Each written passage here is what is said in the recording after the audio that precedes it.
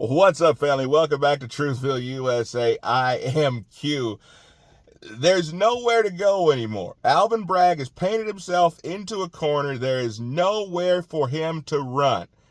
Now, if he would have simply have been honest from the jump street, he could have actually saved himself and the state of New York a lot of egg in the face. But he's raised over $2 million in the last month for his future campaign. So life is good for Alvin Bragg, but he looks like an absolute idiot. The problem is I've been saying, if you've been watching this show for the last couple of months, I have said on several occasions, where is the felony? Why is it that whenever he is asked about the felony, he says, you'll see? Why is he not talking about the felony? Well, on Monday, in the video that I did about this case, I talked about how weird it was that they were starting to, in their opening arguments, talk about conspiracy and schemes. And it's like, wait a minute. There was nothing mentioned in the indictments that the grand jury handed down. There was nothing mentioned about conspiracy there. And then to talk about a conspiracy to hide evidence that was damaging to the campaign. Wait a minute. People hide evidence that could be damaging to their campaign all the time. Do you guys remember the Hunter Biden laptop? Come on, let's be real here. Now, the difference is that they actually hid many felonies, many felonies, and they coerced private companies like Google, like Facebook, like Twitter. They conspired with them.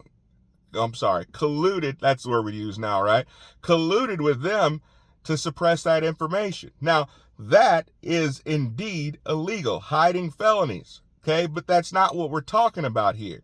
So then they have to finally let the cat out of the bag yesterday as to what made this a felony. Now, mind you, that trying to turn this into a campaign finance issue, they can't do.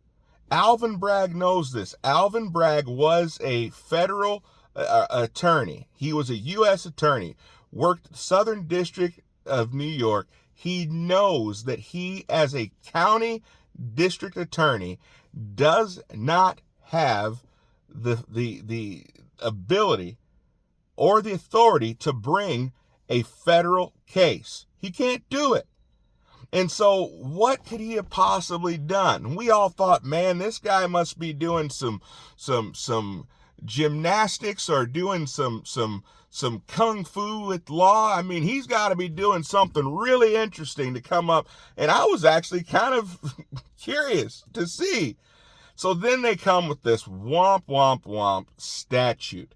This statute that in the state of New York says that if a person falsified documents to further their political career or to get elected for political office, that it was a misdemeanor unless it was done with malice or unless it was done specifically to deceive, and then therefore it could be a felony, even though it's never been used and actually been used for the felony. But it's at the judge's discretion if they choose to count it as a felony. So there it goes. Here's the felony. The problem with all of that is that only exists, okay, for state-run and state campaigns, state-run office. If Trump were running for governor, then they would have a case. But because he was running for president of the United States, there was no case.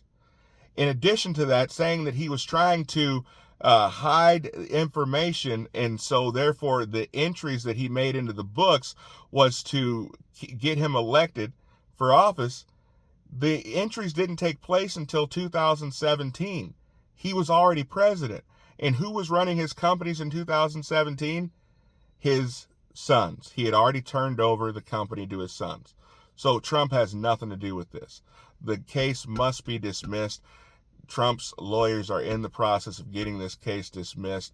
It's going nowhere. Comment below. Let me know what you guys have to say. I'll see you soon.